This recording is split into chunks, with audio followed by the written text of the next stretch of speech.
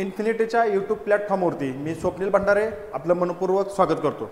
मित्रांनो, मागील व्हिडिओमध्ये मी मीरा भाईंदर महानगरपालिकेची जाहिरात येणार अशी एक तुम्हाला पूर्वसूचना दिली होती। त्याबद्दल मी पहिला काय त्यांचा आकृतिबंध होता, त्यांची काय आकृतिबंधामध्ये जे काय जागा मंजूर झाल्या होत्या त्याबद्दल एक गोषवारा या ठिकाणी मी एक यूट्यूबच्या माध्यमातून व्हिडिओमध्ये हा सादर तुमच्या पुढे केला होता। त्यानंतर मित्रांनो, प्रत्यक्षात मीरा भाईंदर महानगरपालिकेची जाहिरात काल रात्री आलेली आहे। आम्ही या जाहिरातीमध्ये आलेली जी काय पदे आहेत, जी काय पात्रता आहे, शैक्षणिक अर्हता आहे, हे तुम्हाला अर्ज करण्यासाठी कोणती डॉक्युमेंट आवश्यक असणार आहेत याबद्दल एक सविस्तर विश्लेषण या ठिकाणी मी आज मीरा भाईंदरची महानगरपालिकेची जी जाहिरात आलेली आहे त्याबद्दल या ठिकाणी देणार आहे। हा व्हिडिओ आपण शेवटपर्यंत बघायचा आहे आणि आपला मित्र जर स्पर्धा परीक्षेचा अभ्यास करत असेल तर अशा मित्रांना हा व्हिडिओ पाठवायचा आहे। एक सहकार्याची भावना ठेवून या मित्रांना सुद्धा आपण सहकार्य करायचं आहे। चला आपण सोबत जाऊया, फॉर्म भरूया आणि तुझा फायदा होईल, माझा फायदा होईल, दोघांचं नोकरी मिळवण्याचं स्वप्न या ठिकाणी साकार होईल। चला मित्रांनो, या भावनेचं आपण काम करतोय। तर मित्रांनो, जी काय जाहिरात आलेली आहे आणि त्या जाहिरातीमध्ये किती पदे आहेत, पात्रता काय आहे, आपण एक थोडक्यात सविस्तर पाहूया।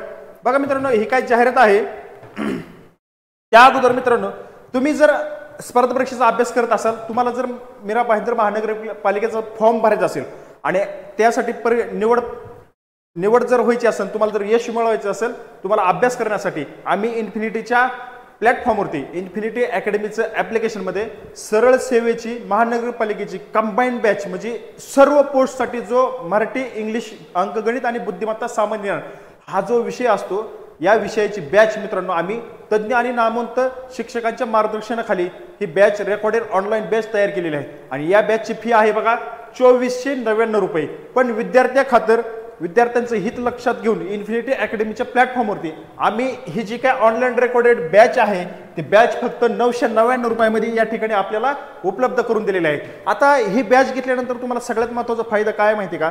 तर मित्रांनो बघा, फायदा सगळ्यात महत्त्वाचा सांगतो की तज्ज्ञ आणि नामवंत शिक्षकांच्या मार्गदर्शनाखाली ही बॅच तयार केलेली आहे। बघा, त्यामध्ये विषय बघा मराठी, इंग्लिश, सामान्य ज्ञान आणि अंकगणित बुद्धिमत्ता। ही जी बॅच आहे ना, ही बॅच हा जो सब्जेक्ट आहे तो प्रत्येक पोस्टसाठी आवश्यक आहे। बघा, प्रत्येक पोस्ट तुम्हाला यश मिळवायचं असेल ना तर हे सब्जेक्ट करावे लागतील। आणि दुसरी गोष्ट महत्त्वाची, 1 वर्षभर या बॅचची व्हॅलिडिटी आहे आणि या 1 वर्षाच्या व्हॅलिडिटीमध्ये तुम्ही कितीही वेळा हा व्हिडिओ, ही बॅच कितीही वेळा पाहू शकता व्हिडिओ। आता काय काय ठिकाणी असं असतं बघा, 3 वेळेस तुम्हाला फक्त 3च व्ह्यू असतात, 3 वेळेस बघितलं की तुम्हाला तो व्हिडिओ नंतर पाहता येत नाही। परंतु आपण काय केलेलं आहे, तुम्ही कितीही वेळा प्रॅक्टिस करा, त्यासाठी आपण अनलिमिटेड व्ह्यू ठेवलेले आहेत आणि 1 वर्षाची व्हॅलिडिटी आहे आणि विद्यार्थ्यांच्या खातर हित लक्षात घेऊन फक्त 999 रुपयामध्ये ही बॅच आम्ही या ठिकाणी विद्यार्थ्यांना देव केलेले आहे। या संधीचा आपण फायदा घ्या का? तर तुम्हाला यश मिळवायचं असेल तर हे 4 सब्जेक्ट तुमचे पक्के, या 4 सब्जेक्टवरती तुमचं प्रभुत्व असणं खूप गरजेचं आहे। जास्त वेळ न घेता आपण पुढे जाऊया। हे बघा, मीरा भाईंदर भाईंदर महानगरपालिकेची जाहिरात या ठिकाणी 21/8/2025 रोजी आमच्या हाती संध्याकाळी 10:30-11 वाजता हे जाहिरातीची पिढत लागली, परंतु आज सकाळी आपण हा व्हिडिओ शूट करत आहोत। बघा, हे नोटिफिकेशन आहे। गट क संवर्गातील 358 रिक्त पदांची सरळ सेवेने पदभरती करण्याबाबत जाहिरात महानगरपालिकेच्या संकेतस्थळावरती या ठिकाणी दिलेली आहे। बघा, आणि त्यानंतर मित्रांनो बघा, मग आता ह्या जाहिरातीमध्ये कोणती पदे आहेत हे लक्षात घ्या। सगळ्यात महत्त्वाचं मी तुम्हाला पद सांगतो आणि पदसंख्या सांगतो। जास्त पदसंख्या असल्यामुळे हा व्हिडिओ जास्त लॉंग होईल, मोठा, त्याकरता मी तुम्हाला जरा थोडं फास्ट समजून सांगतोय, तुम्ही समजून घेण्याचा प्रयत्न करा। बघा, पहिलं पद आहे बघा मित्रांनो, कनिष्ठ अभियंता स्थापत्य सिव्हिल इंजिनियर झालेला विद्यार्थी यासाठी फॉर्म भरू शकतो। पदसंख्या आहे 27। त्यानंतर कनिष्ठ अभियंता मेकॅनिकल झालेला विद्यार्थी 2 पदसंख्या आहे। कनिष्ठ अभियंता विद्युत बघा, पदसंख्या 1 आहे। लिपिक टंकलेखकसाठी 3 पदे आहेत। सर्वेहर म्हणजे सर्वेक्षकसाठी 2 पदे आहेत। नळ कारागीर प्लंबरसाठी 2 पदे आहेत। फिटरसाठी 1 पद आहे। मिस्त्रीसाठी 2 पदे आहेत। पंपचालकसाठी 7 पदे आहेत। पंपचालक अनुरेखकसाठी 1 पद आहे। वीजतंत्री इलेक्ट्रिशियनसाठी 1 पद आहे। कनिष्ठ अभियंता सॉफ्टवेअर संगणक प्रोग्रामसाठी 1 पद आहे। स्वच्छता निरीक्षकसाठी 5 पदे आहेत। यंत्रचालकसाठी 14 पदे आहेत। बघा, चांगले यंत्रचालक ड्रायव्हरसाठी जी काय पदे आहेत 14 पदे आहेत। सहाय्यक अग्निशामक केंद्र अधिकाऱ्यासाठी 6 पदे आहेत। त्यानंतर मित्रांनो बघा, अग्निशामक 241, सगळ्यात जास्त पदे आहेत 241 अग्निशामकसाठी। 241 पदे या ठिकाणी मीरा भाईंदर महानगरपालिकेची जाहिरात आलेली आहे 241 अग्निशामकसाठी। चला त्यानंतर पुढे बघा उद्यान अधीक्षकसाठी 3 पदे आहेत। बेस ऍग्रिकल्चर झालेला विद्यार्थी या संधीचा नक्की फायदा घेईल अशी मी आपल्याकडून अपेक्षा करतो। ऍग्रिकल्चर मध्ये ज्याचं शिक्षण झालेलं याच्यासाठी एक सुवर्ण संधी उद्यान अधीक्षक म्हणून मीरा भाईंदर महानगरपालिकेने 3 पदांसाठी जाहिरात काढलेली आहे।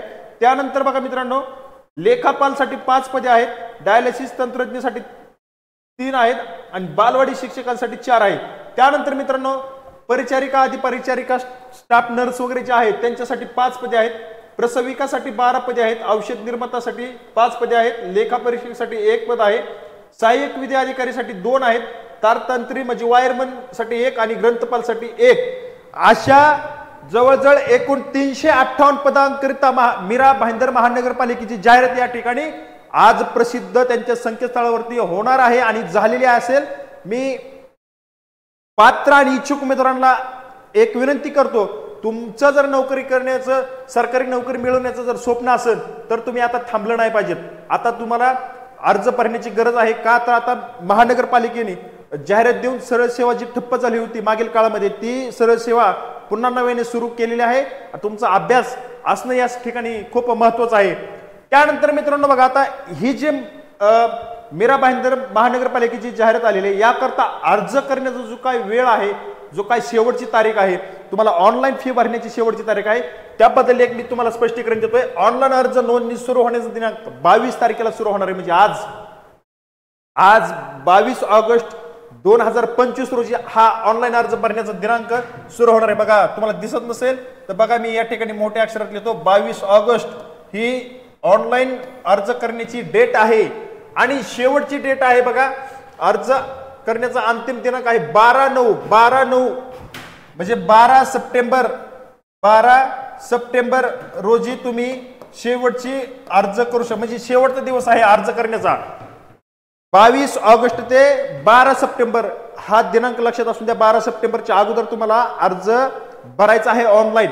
त्यानंतर मित्रांनो जे काय तुम्हाला परीक्षा शुल्क भरण्याचा दिनांक आहे ना तो सुद्धा 12 सप्टेंबर संध्याकाळी 12 वाजेपर्यंत तुम्ही परीक्षा शुल्क भरू शकता। त्यानंतर बघा दुसरी गोष्ट त्यांनी सांगितलं की परीक्षेचा दिनांक या ठिकाणी दिलेला नाही, परंतु या हे मीरा भाईंदर महानगरपालिकेची जी काही वेबसाईट असेल संकेतस्थळ असेल त्यावरती परीक्षेच्या 7 दिवस अगोदर म्हणजे हॉल तिकीट उपलब्ध होतील। तुम्हाला अगोदर दिनांक जाहीर केला जाईल आणि परीक्षेच्या अगोदर 7 दिवस अगोदर तुमचे हॉल तिकीट त्या संकेतस्थळावरती उपलब्ध होतील। आणि जो काही दिनांक आहे ना परीक्षेचा दिनांक MBMC म्हणजे मीरा भाईंदर म्युनिसिपल कॉर्पोरेशन गव्हर्नमेंट.in या संकेतस्थळावरती तुम्हाला वेळोवेळी या ठिकाणी सूचना दिल्या जातील। तुम्हाला जर वेळ नसेल तर आमच्या चॅनलला सबस्क्राईब करा, आम्ही ह्या अपडेट तुमच्यापर्यंत वेळेवरती पोहोचवत राहू। त्याकरता तुम्हाला आमच्या चॅनलचं नोटिफिकेशन पडण्यासाठी तुम्हाला चॅनलला सबस्क्राईब करावं लागेल, जेणेकरून वेळोवेळी येणारे अपडेट आम्ही तुमच्यापर्यंत पोहोचवतच असतो। ही सुद्धा अपडेट आपण तुमच्यापर्यंत 100% घेऊन येऊ। डेट आलेली असेल, हॉल तिकीट आलेले असेल, अशा सर्व अपडेट आम्ही तुमच्यापर्यंत पोहोचवू। त्याकरता नोटिफिकेशन मोबाईलवर येण्यासाठी तुम्हाला या ठिकाणी आमच्या चॅनलला सबस्क्राईब करावं लागेल, तेवढं सबस्क्राईब करून घ्या। चला तुमच्या फायद्याची गोष्ट आहे त्याकरता सांगतोय।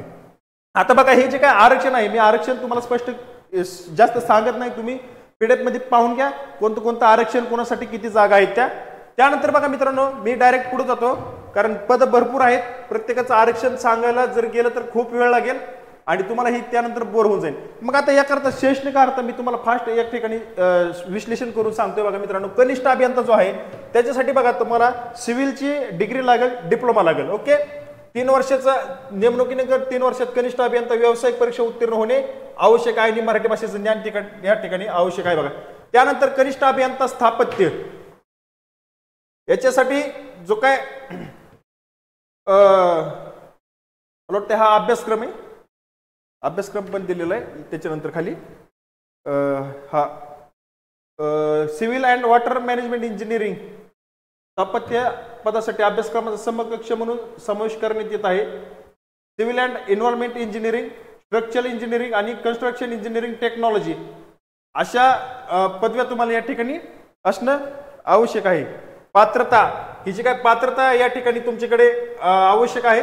त्यानंतर कनिष्ठ अभियंता मेकॅनिकल गट श्रेणी अभियांत्रिकी सेवामध्ये हे बघा तुम्हाला यांत्रिकी मेकॅनिकल इंजिनिअरिंग अभियांत्रिकीची पदवी तुमच्याकडे असणं आवश्यक आहे। पदवी म्हणजे तुम्हाला मेकॅनिकलची तुम्हाला डिग्री असणं आवश्यक आहे। या ठिकाणी नेमणुकीनंतर 3 वर्षात कनिष्ठ अभियंता व्यावसायिक परीक्षा उत्तीर्ण होणे आवश्यक आहे। ही नवीनसाठी या ठिकाणी टाकलेली 3 वर्षात तुम्हाला हे उत्तीर्ण होणे वगैरे, म्हणजे नोकरी लागल्यानंतर सुद्धा तुम्हाला परीक्षा द्यायचीच आहे। त्यानंतर मराठी भाषेचं ज्ञान असणं आवश्यक आहे। बघा आता शासनाने निर्णयानुसार याच्यासाठी कनिष्ठ अभियंता मेकॅनिकल या पदासाठी अभ्यासक्रमाचा समकक्ष म्हणून समावेश करण्यात येत आहे। मग ह्याच्यामध्ये कोण कोण येते बघा, ऑटोमोबाईल इंजिनिअरिंग असणार येणार, प्रोडक्शन इंजिनिअरिंग झालेला येईल आणि इंडस्ट्रियल इंजिनिअरिंग झालेला हा एक विद्यार्थी येऊ शकतो। त्यानंतर बघा कनिष्ठ अभियंता विद्युत घटक याच्याकरता बघा इलेक्ट्रिक म्हणजे अभियांत्रिकी शाखेची तुम्हाला पदवी लागेल, पदवी डिप्लोमा चालणार नाही, पदवी लागेल।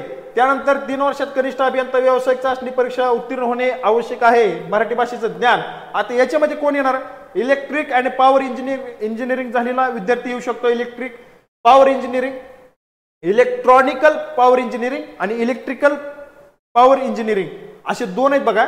पॉवर सिस्टीम इंजिनिअरिंग झालेले एक विद्यार्थी आणि इलेक्ट्रिकल आणि इलेक्ट्रॉनिक्स इंजिनिअरिंग। चला त्यानंतर लिपिक टंकलेखक यासाठी बघा मान्यताप्राप्त विद्यापीठाची कोणत्याही शाखेची पदवी असणं आवश्यक आहे। पदवी डिप्लोमावरती काहीच दिलेलं नाही बघा आता पदवी। त्यानंतर 30 आणि 40 टायपिंग सर्टिफिकेट तुमच्याकडे असणं आवश्यक आहे आणि मराठी भाषेचं ज्ञान। त्यानंतर बघा सर्वेक्षक म्हणून आहे त्यांच्यासाठी सुद्धा स्थापत्य अभियांत्रिकीची पदवी सिव्हिल इंजिनियर असणं आवश्यक आहे। पदवी काय डिप्लोमा, सिव्हिल इंजिनिअरचा डिप्लोमा कोणासाठी दिलेला आहे, सर्वेयर म्हणजे सर्वेक्षक गट क श्रेणीतलं पद आहे अभियांत्रिकी सेवेमधून। त्यानंतर बघा मित्रांनो त्यानं माध्यमिक शालांत म्हणजे तुमची 10वी झालेली असणं आवश्यक आहे। औद्योगिक प्रशिक्षण संस्थेचं 2 वर्ष सर्वेक्षक 2 वर्षाचा औद्योगिक प्रशिक्षण संस्थेचा अनुभव सर्टिफिकेट तुमच्याकडे असणं आवश्यक आहे। मराठी इंग्रजी टायपिंग झालेली असणं आवश्यक आहे आणि मराठी भाषेचं ज्ञान त्यांच्याकडे असणं आवश्यक आहे। त्यानंतर नळ कारागीर म्हणजे प्लंबर याच्यासाठी बघा तुम्हाला 10वी उत्तीर्ण आवश्यक आहे। त्यानंतर नळ कारागीर विषयाचा एक अभ्यासक्रम आहे, प्लंबरचा एक डिप्लोमा आहे, तो डिप्लोमा झालेला असावा आणि 3 वर्षाचा अनुभव असणाऱ्या उमेदवाराला प्राधान्य या ठिकाणी दिलं जाईल आणि आवश्यकच आहे, त्याशिवाय तुम्हाला फॉर्मच भरता येणार आणि मराठी भाषा तुम्हाला येणं आवश्यक आहे। फिटर, त्यानंतर फिटर आहे बघा त्यासाठी तुम्हाला 10वी लागेल। त्यानंतर नळ कारागीर म्हणजे हा जो वरचा प्लंबरचा डिप्लोमा आहे तो डिप्लोमा तुम्हाला या ठिकाणी आवश्यक आहे आणि 3 वर्षाचा अनुभव असल्याशिवाय तुम्हाला फॉर्म भरता येणार नाही, 3 वर्ष आणि मराठी भाषेचं ज्ञान। त्यानंतर बघा मिस्त्री गटक तांत्रिक सेवामधून हे पद आहे, मिस्त्रीसाठी बघा तुम्हाला 10वी उत्तीर्ण असणं आवश्यक आहे।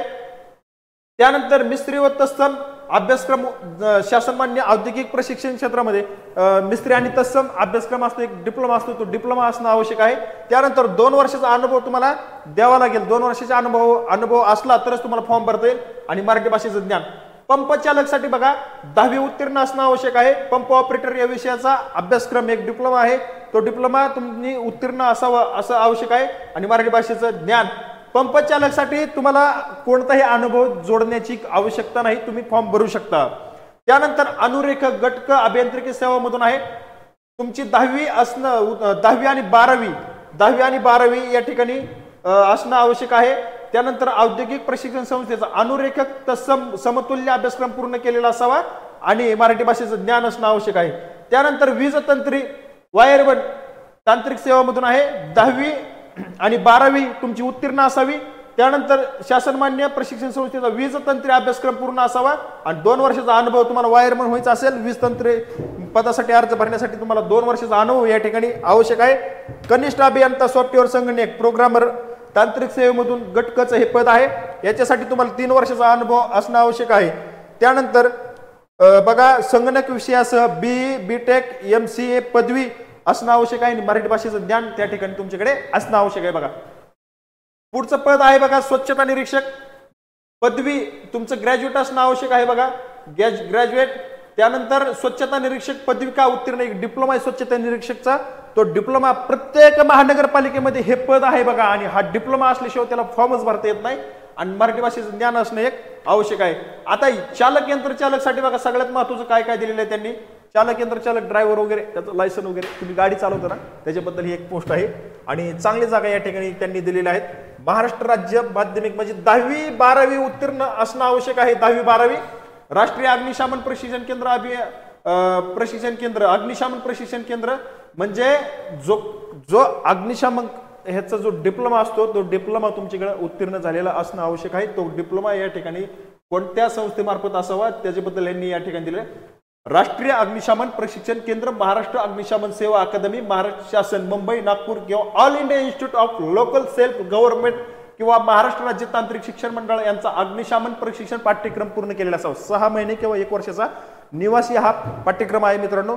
अशा विद्यार्थ्यांना ही एक मोठी संधी आहे, का तर भरपूर जागा आहे त्याच्यामध्ये। त्यांचं एक स्वप्न महानगरपालिकेकडून पूर्ण होईल। आता ह्याच्यामध्ये काय दिले त्यांनी, लायसन तुमच्याकडे गाडी चालवण्याचं असणं आवश्यक आहे। जड वाहन तुमच्याकडे परवाना, वाहन चालवण्याचा परवाना असणं आवश्यक आहे आणि त्याचा 3 वर्षाचा अनुभव तुमच्याकडे असणं आवश्यक आहे। त्यानंतर मराठी भाषेचं ज्ञान आणि ह्याच्याकरता बघा तुम्हाला शारीरिक पात्रता या ठिकाणी दिलेलं आहे। तुमची उंची 165 सेंटीमीटर असावी, छाती 81 सेंटीमीटर असावी न फुगवता आणि फुगून तुमची छाती 5 सेंटीमीटर म्हणजे 86 सेंटीमीटर भरली पाहिजे। महिलांसाठी ही अट लागू नाही। वजन तुमचं 50 किलोग्रामचे पुढे भरायला पाहिजे, 50 किलोग्राम 51 किलोग्राम असं असायला पाहिजे।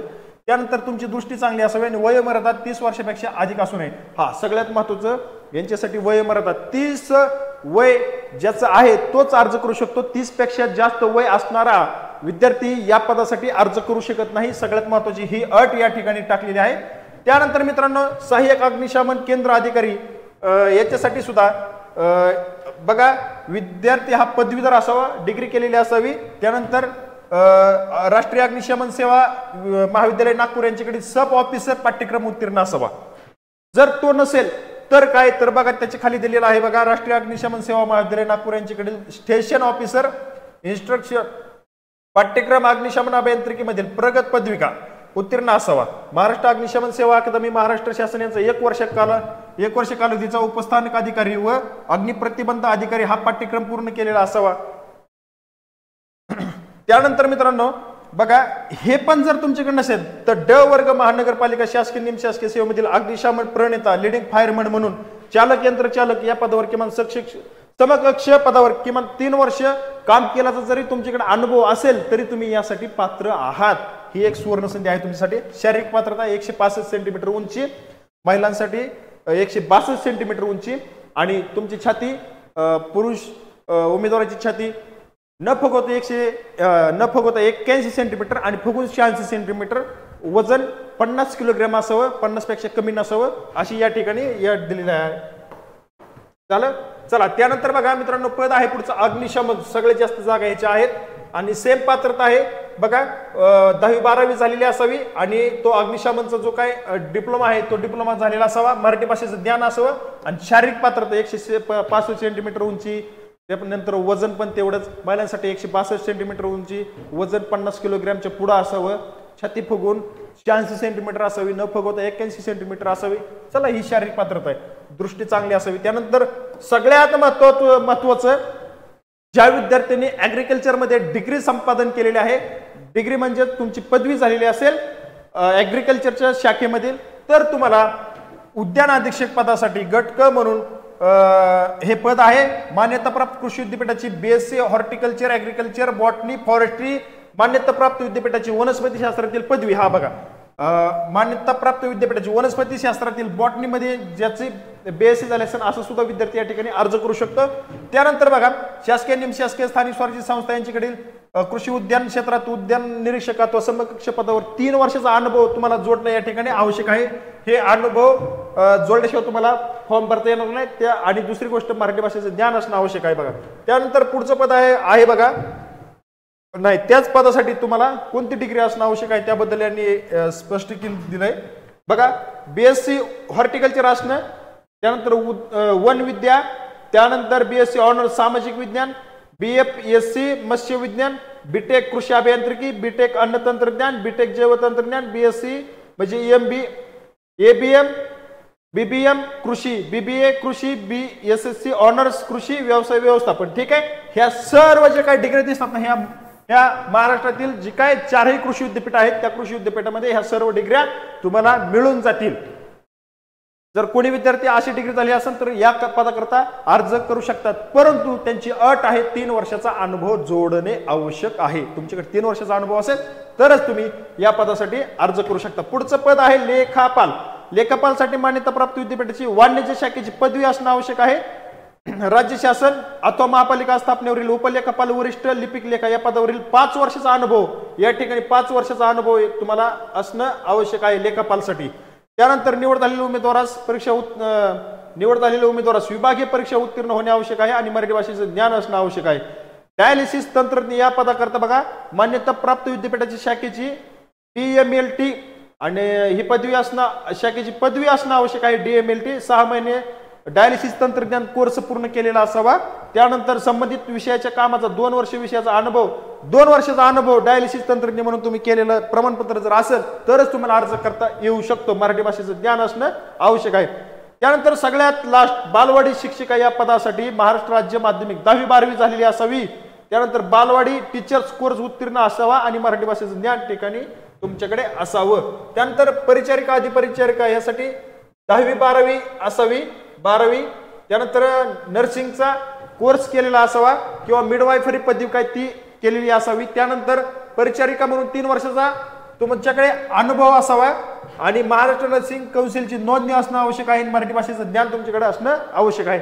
त्यानंतर पुढचं पद आहे मित्रांनो प्रसविका. त्याच्यासाठी सुद्धा तुम्हाला सांगतो 10वी 12वी असावी. त्यानंतर ANM हा अभ्यासक्रम डिप्लोमा केलेला असावा. नर्सिंग काउन्सिलची नोंदणी आवश्यक आणि मराठी भाषेचं ज्ञान तुमच्याकडे असणं आवश्यक आहे मित्रांनो. त्यानंतर बघा मित्रांनो औषध निर्माण अधिकारी.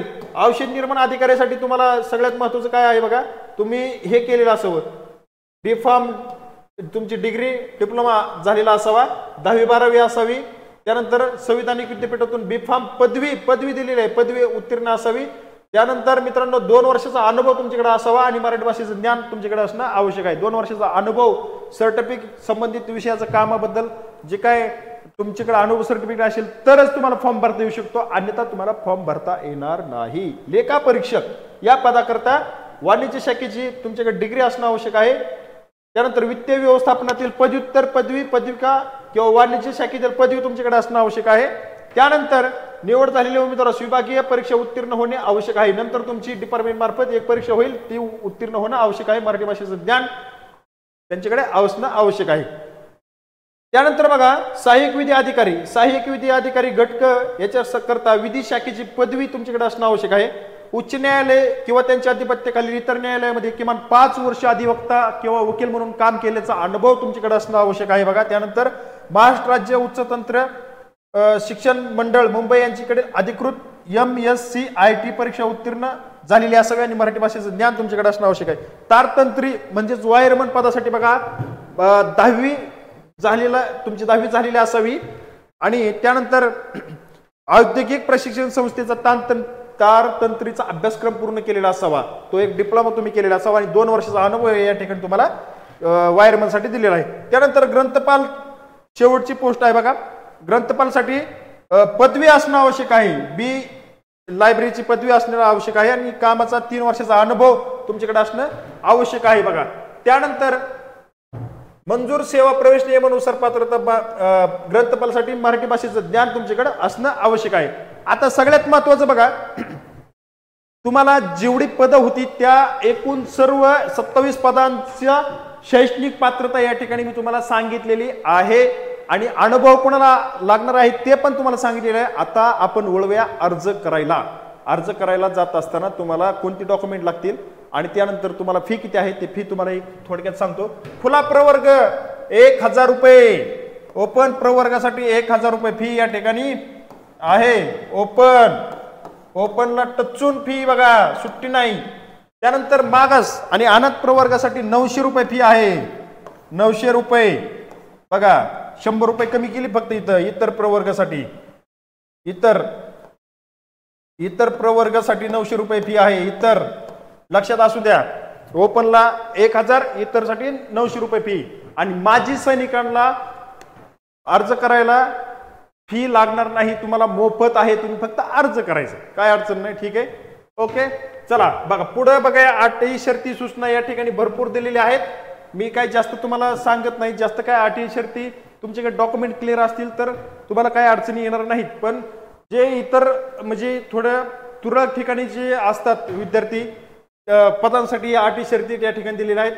म्हणजे बघा, तुमची शैक्षणिक अर्हता असावी, कागदपत्राची पूर्तता केल्याशिवाय तुम्हाला तुमची निवड ग्राह्य धरली जाणार नाही, निवड होणार नाही असे तुम्हाला दिले आहेत। त्याकरता माजी सैनिकांसाठी वयाची पात्रता असेल, अनाथांसाठी काय सर्टिफिकेट असेल, त्यानंतर तुमचे जाती प्रवर्गामध्ये तुम्ही जर जाता असाल तर तुमच्याकडची डॉक्युमेंट असतात ते तुमच्याकडे असणं आवश्यक आहे। अशा सूचना भरमसाठ सूचना या ठिकाणी दिलेल्या आहेत, त्या तुम्ही PDF मध्ये वाचून घ्या। त्यानंतर मित्रांनो बघा, सगळ्यात महत्त्वाचं वय जे दिलेलं आहे, वयाची वयोमर्यादा आणि शिथिलता या ठिकाणी मी तुम्हाला सांगतोय की कोणाला शिथिलता दिलेली आहे। 25/4/2016 सर्व उमेदवारांसाठी किमान वयोमर्यादा 18 वर्षे, सर्व उमेदवारांसाठी 18 वर्ष पूर्ण झाल्याशिवाय तुम्ही अर्ज भरू शकत नाही। खुल्या प्रवर्गातील उमेदवारांसाठी 38 वर्षापर्यंत, जास्तीत जास्त 38 वर्षापर्यंतचा विद्यार्थी खुल्या वर्गातला फॉर्म भरू शकतो। आणि त्यानंतर इतर मागासवर्गीय, समजा खुला वर्ग सोडून बाकीच्यांसाठी 43 वर्ष इतकी वयोमर्यादा या ठिकाणी त्यांनी दिलेली आहे। त्यानंतर दिव्यांग उमेदवारांकरता 45 वर्ष, दिव्यांग उमेदवारांकरता वयोमर्यादा शिथिलता आहे, 45 वर्षापर्यंत तो अर्ज करू शकतो। त्यानंतर माजी सैनिक असेल, दिव्यांग माजी सैनिक असेल त्यांच्याकरता हे 45 वर्ष अटील हे आहे, शिथिलता या ठिकाणी दिलेली आहे। वयोमर्यादेत माजी सैनिकांसाठी विहित वयोमर्यादेत सवलत आणि उमेदवारांच्या सशस्त्र दलात झालेल्या सेवेइतका कालावधी अधिक 3 वर्ष इतका राहील, त्यांना एक शिथिलता दिलेली आहे। त्यानंतर भूकंपग्रस्त प्रकल्पग्रस्तासाठी 45 वर्षापर्यंत शिथिलता या ठिकाणी दिलेली आहे। त्यानंतर अंशकालीन उमेदवारांसाठी सुद्धा तुम्हाला सांगतो वयोमर्यादा 46 वर्ष ही कमाल वयोमर्यादा 55 वर्ष इतकी शिथिल करण्यात आलेली आहे बघा। त्यानंतर बघा कुणासाठी वयोमर्यादा शिथिल करण्यात आलेली आहे बघा, सामान्य प्रशासन विभाग शासन परिपत्रक मधील तरतूद ज्या पदाकरता काही वर्षाचा अनुभव आवश्यक आहे अशा पदाकरता सेवा प्रवेश नियमातील कमाल वयोमर्यादा प्लस संबंधित पदास विहित केलेल्या अनुभवाचा कालावधी इतपत किंवा पदाच्या विशेषतेनुसार आवश्यकतेनुसार मागासवर्गीय उमेदवारांसाठी 50 वर्ष मर्यादेपर्यंत व खुला प्रवर्गात। आता सगळ्यात महत्त्वाची वयोमर्यादेसाठी ज्या पदांसाठी त्यांनी अर्ज करण्यासाठी अनुभव एक्सपिरियन्स सर्टिफिकेट मागितलेला आहे अशा वर्गासाठी ओपनसाठी त्यांनी वयोमर्यादा त्यांनी केलेली आहे बघा। सगळ्यात महत्त्वाचं म्हणजे ओपन सोडून म्हणजे जे इतर प्रवर्गासाठी येतात त्यांच्यासाठी 50 वर्षापर्यंत वयोमर्यादा शिथिल केलेली आहे आणि इतर ओपन मध्ये येतात, इतर सोडून ओपन मध्ये येणाऱ्यांसाठी 45 वर्षापर्यंत शिथिलता या ठिकाणी केलेली आहे। आता तुम्हाला हे स्पष्ट पुन्हा एकदा सांगतोय बघा, अशी वयोमर्यादा आहे फक्त शासन सेवेतील अधिकारी कर्मचारी यांच्याकरिता विहित करण्यात येत आहे बघा।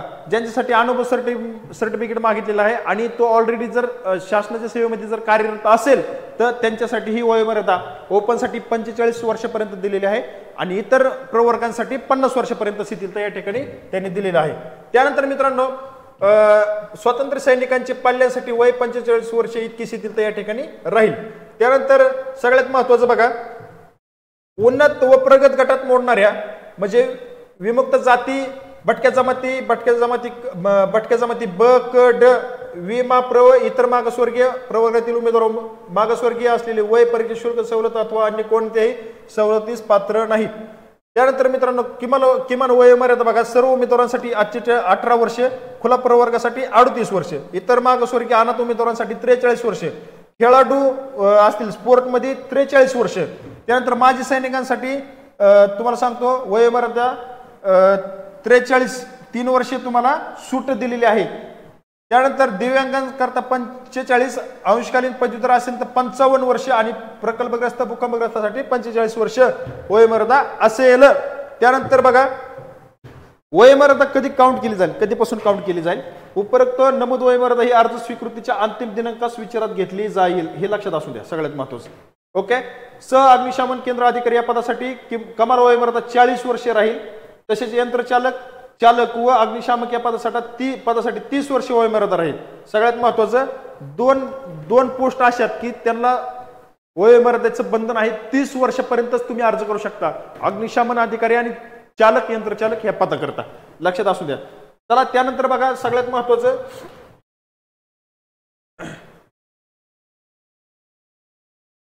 ऑनलाईन अर्ज सादर करण्याच्या सूचना तुम्हाला त्यांची वेबसाईट दिलेली आहे बघा, www.mbmc.government.in या संकेतस्थळावरती तुम्हाला अर्ज करायचा आहे। सगळे डॉक्युमेंट या ठिकाणी तुम्हाला जवळ असणं आवश्यक आहे ऑनलाईन अर्ज करताना। त्यानंतर मित्रांनो बघा, सगळ्यात महत्वाचं जे परीक्षेचं स्वरूप आहे, परीक्षेचं स्वरूप तुम्हाला या ठिकाणी सांगतोय बघा, सगळ्यात महत्वाचं लक्षात असू द्या परीक्षेचं स्वरूप।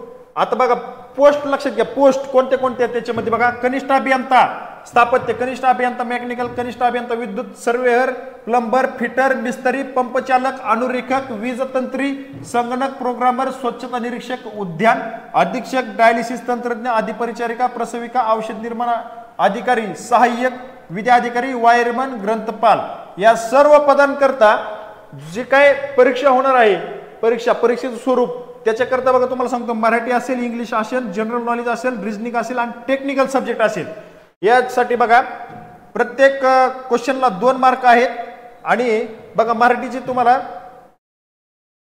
प्रश्न किती येतील बघा, 15 प्रश्न येतील, इंग्लिश 15, जनरल नॉलेज 15, रिजनिंग 15 आणि टेक्निकल सब्जेक्ट जे आहेत त्याच्यासाठी 40 प्रश्न येतील। एका प्रश्नासाठी 2 गुण असतील, अशा 200 मार्काची परीक्षा या ठिकाणी तुमची परीक्षा घेण्यात येईल। त्यानंतर लेखापाल आणि लेखापरीक्षक पदाकरता बघा तुम्हाला सांगतो, मराठी, इंग्लिश, गणित, बुद्धिमत्ता, मॅथ, रिजनिंग आणि अकाउंट सब्जेक्ट आहे, अकाउंट टेक्निकल सब्जेक्टसाठी तुम्हाला 40 प्रश्न येतील आणि इतरसाठी 15-15चं कॉम्बिनेशन आहे, 60-40चा फॉर्म्युला आहे, प्रत्येक प्रश्नाला 2 गुण आहेत, 200 मार्काची परीक्षा या ठिकाणी लेखापाल आणि लेखापरीक्षकची होईल।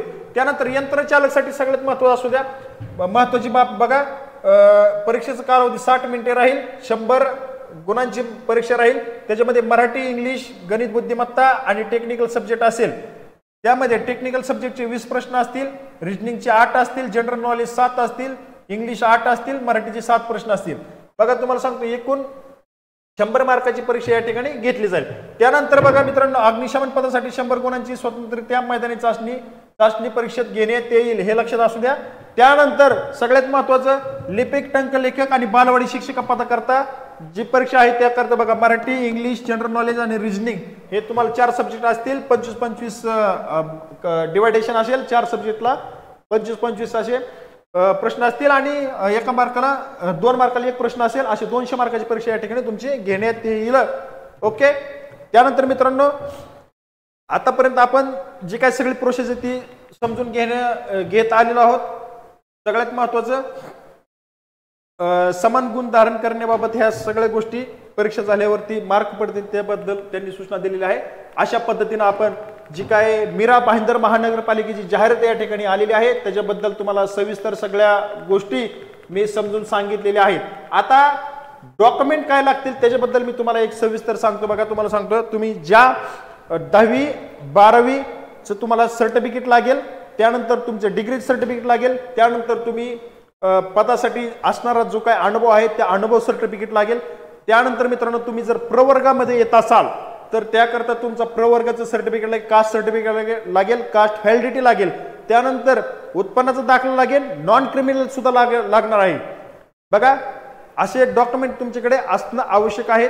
अर्ज भरताना फोटो लागेल, त्यानंतर सही लागेल, हे फोटो आणि सही हे फोटोच्या स्वरूपात लागेल, इतर गोष्टी तुम्हाला PDF स्वरूपात लागतील किंवा इमेज स्वरूपात लागतील। एकदम चांगली व्यवस्थित हे डॉक्युमेंट तुम्ही तयार करा। जाहिराती आता इथून पुढे सरळ सेवेच्या सगळ्या जाहिराती या ठिकाणी प्रसिद्ध होतील, त्याकरता तुमचे डॉक्युमेंट तयार ठेवा।